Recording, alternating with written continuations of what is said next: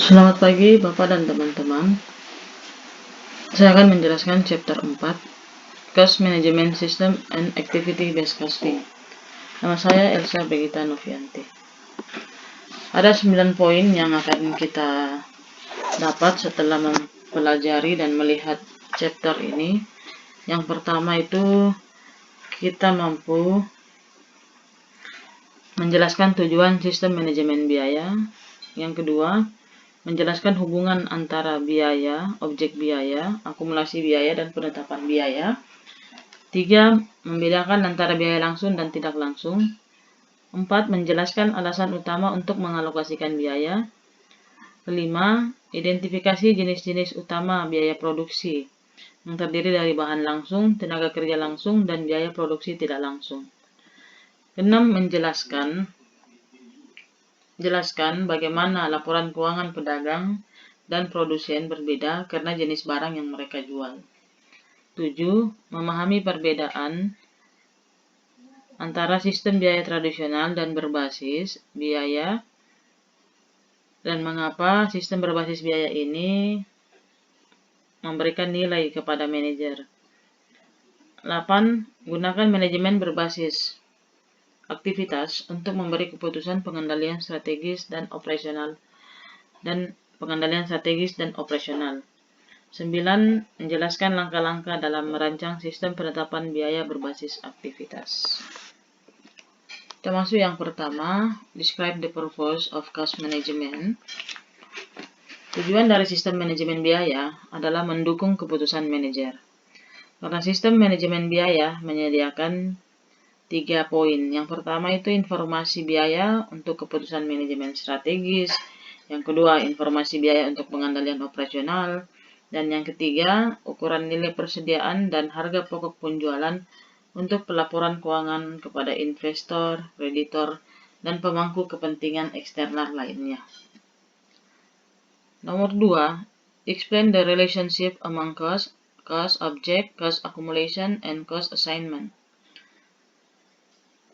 Biaya dipandang sebagai pengorbanan atau menyerahkan sumber daya untuk tujuan tertentu.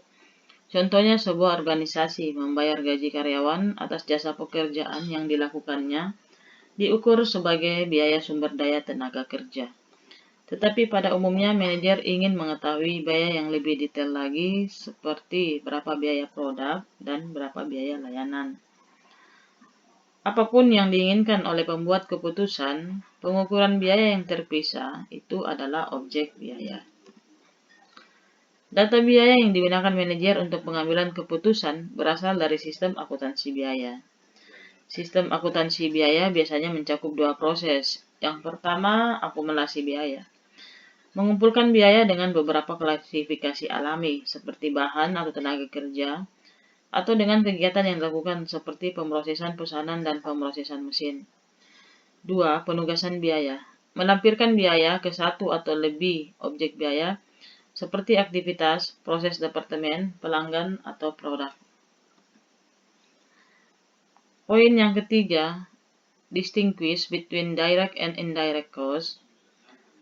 Kita dapat melihat karakteristik utama dari biaya langsung adalah biaya yang dapat secara fisik diidentifikasikan oleh akuntan karena jumlah biaya yang berhubungan secara eksklusif dengan objek biaya tertentu secara ekonomi. Contoh yang kita dapat ambil di sini yaitu biaya suku cadang yang dirakit ke komputer Dell. Akuntan Dell dapat menentukan biaya suku cadang tertentu yang digunakan. Sebaliknya, karakteristik utama dari biaya tidak langsung adalah biaya yang tidak dapat secara spesifik diidentifikasikan oleh akuntan karena jumlah biaya tidak langsung terkait dengan objek biaya tertentu dengan cara yang layak secara ekonomi. Contohnya biaya sewa fasilitas, penyusutan peralatan, dan banyak gaji staf. Nomor 4, explain the major reason for allocating costs. Alokasi biaya mendukung CMS perusahaan. Sistem menyediakan pengukuran biaya untuk pengambilan keputusan strategis, kontrol operasional, dan pelaporan eksternal. 4 tujuan alokasi biaya. Yang pertama, untuk memprediksi dampak ekonomi dari keputusan pengendalian strategis dan operasional. Contohnya adalah penambahan kursus baru di universitas yang menyebabkan pekerjaan tambahan di kantor registrasi, penambahan penerbangan baru atau penumpang tambahan pada maskapai yang membutuhkan layanan pemesanan dan penambahan spesialisasi baru di bidang medis klinik yang menghasilkan lebih banyak pekerjaan untuk Departemen Catatan Medis. 2. Untuk memberikan motivasi yang diinginkan dan untuk memberikan umpan balik untuk evaluasi kerja. Contohnya itu beberapa organisasi mengalokasikan biaya jasa hukum atau jasa konsultasi manajemen internal untuk memacu manajer memastikan manfaat layanan melebihi biaya. Nomor 3, untuk menghitung pendapatan dan penilaian aset untuk pelaporan keuangan. Perusahaan mengalokasikan biaya untuk produk untuk mengukur biaya persediaan untuk neraca mereka dan harga pokok penjualan untuk laporan laba rugi mereka. Nomor 4, untuk membenarkan biaya atau mendapatkan penggantian. Sebagai contoh, kontrak pemerintah sering menentukan harga yang mencakup penggantian biaya ditambah margin keuntungan. Dalam hal ini, alokasi biaya secara langsung menentukan pendapatan yang diterima dari suatu produk atau layanan. Yang kelima, identify the main types of manufacturing costs, direct materials, direct labor, and indirect production costs. Biaya bahan langsung termasuk biaya perolehan bahan baku yang dapat ditelusuri oleh perusahaan ke produk dengan cara yang layak secara ekonomi. Biaya tenaga kerja langsung termasuk upah dibayarkan kepada karyawan yang dapat ditelusuri oleh perusahaan secara khusus dan eksklusif ke pabrik barang. Biaya produksi tidak langsung atau overhead pabrik, beban pabrik atau overhead manufaktur mencakup semua biaya yang terkait dengan proses produksi yang tidak dapat dilacak oleh perusahaan ke produk atau layanan dengan cara yang layak secara ekonomi. Nomor 6, explain how the financial statement of merchandiser and manufacturer differ because of the types of goods they sell. Sebenarnya untuk poin yang ke-6 ini, kita mampu menjelaskan laporan keuangan. Laporan keuangan yang digunakan baik itu untuk perusahaan dagang ataupun untuk perusahaan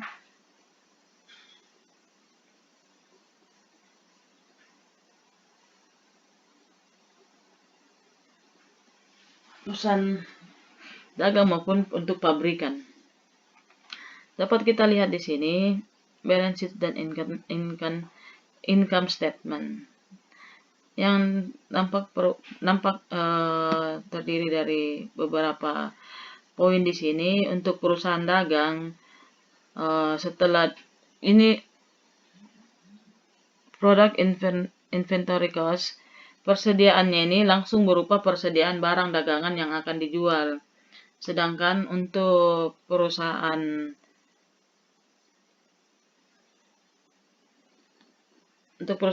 produsen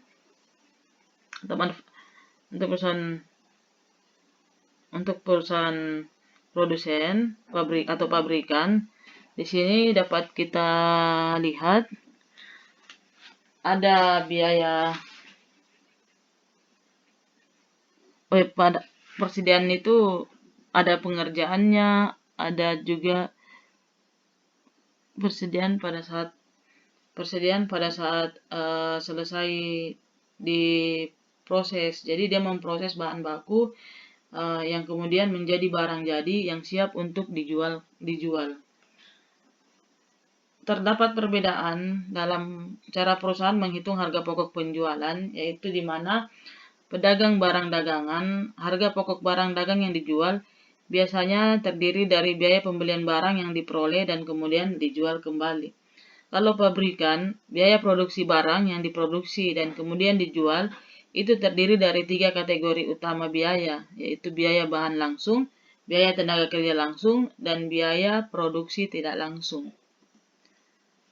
Nomor 7, understand the main difference between traditional and activity-based costing system and why ABC system provide value to manager. Sistem tradisional umumnya fokus pada pengalokasian hanya biaya produksi dan bukan biaya fungsi rantai nilai lainnya ke produk. Sedangkan sistem ABC sebaliknya mempertimbangkan kisaran biaya yang lebih luas yang penting bagi pembuat keputusan. Sistem ABC ini memberikan nilai bagi para manajer karena sistem ABC memberikan biaya yang lebih akurat untuk membantu pengambilan keputusan manajerial. Nomor 8, use activity-based management to make strategic and operational control decision. Manajemen berbasis aktivitas atau ABM menggunakan output dari sistem akuntansi biaya berbasis aktivitas untuk membantu pengambilan keputusan strategis dan untuk meningkatkan kontrol operasional organisasi. Yang pertama, ABM bertujuan untuk meningkatkan nilai yang diterima oleh pelanggan dan untuk meningkatkan laba dengan mengidentifikasi peluang untuk perbaikan dalam strategi dan operasional.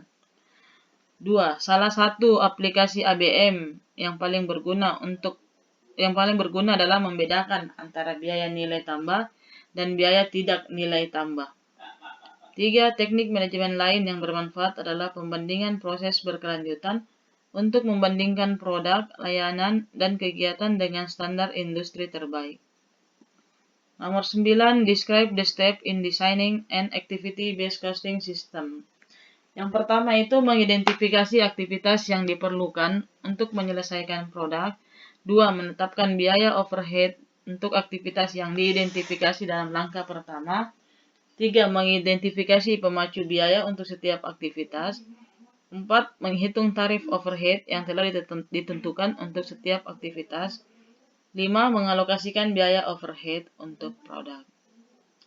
Bapak dan teman-teman sekalian, demikian yang dapat saya sampaikan pada kesempatan ini.